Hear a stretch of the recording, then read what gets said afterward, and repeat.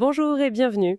Aujourd'hui, on va explorer une source un peu particulière. Oui, c'est ça. C'est la transcription d'une conversation, une sorte de revue de presse animée enregistrée à Évreux, en Normandie, Exactement, animé par Jean-Pierre Morvan de Total Impro 2.0, avec des invités très ancrés dans le local, Ephraim Jouy, qui est galériste et écrivain, Gilles Schmitt aussi, ancien de l'hôpital d'Évreux et impliqué dans le rugby. et Jean-Pierre Bianchi, chroniqueur, écrivain, un panel assez diversifié. Donc, Oui, représentatif du tissu local. l'enregistrement, elle date du 17 octobre 2025, si je ne me trompe pas. C'est ça. Et notre objectif, c'est de décortiquer un peu tout ça, d'en extraire les idées fortes, les préoccupations qui ressortent. On y trouve de tout en fait. Oui, on parle politique, nationale, vue de province, forcément, mais aussi des crises, les services publics, La psychiatrie notamment. la presse locale aussi, son rôle, et puis beaucoup d'initiatives citoyennes très concrètes.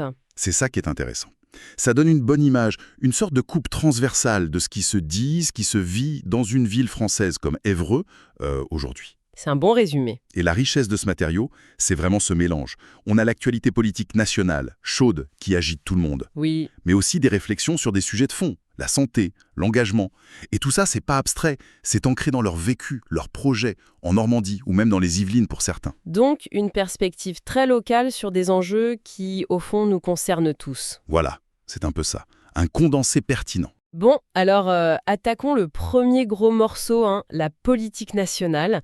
Ça semble avoir pas mal occupé les esprits au moment de l'enregistrement. Ah oui, clairement. Ils partent d'une couverture de Charlie Hebdo assez parlante. Celle avec Sébastien Lecornu. Oui, le Premier ministre avec une ceinture d'explosifs. Et le titre, il n'y aura pas de Lecornu 3, plutôt direct. Ouais, une image choc, hein. Ça reflète bien le climat politique qu'ils décrivent à ce moment-là. Il rappelle un peu le contexte. Oui, il revient sur toute la séquence, la nomination de Lecornu, puis sa démission quasi immédiate, le gouvernement Mornay, Ah oui, cette période un peu folle. puis sa renomination pour former le Lecornu 2 avec la motion de censure évitée de justesse. Jean-Pierre Bianchi parle de saga complètement folle. On comprend pourquoi. C'est cette instabilité perçue, ce chaos qui nourrit vraiment leurs discussions et leurs réactions. Et justement, ces réactions, elles sont comment? Pas très tendres, j'imagine. Pas tendre du tout, non. Jean-Pierre Bianchi, il note un article un peu humoristique, « Feriez-vous un bon Premier ministre ?» Mais on sent bien la consternation derrière. Et Gilles Schmitt, il était à l'hôpital, il a un autre regard peut-être? Lui, il utilise des mots très forts. Il se dit extrêmement triste. Il pointe ce qu'il voit comme une incohérence généralisée. Il donne des exemples? Oui, il prend l'exemple d'Édouard Philippe, qui critiquait le président, mais qui a voté contre la censure.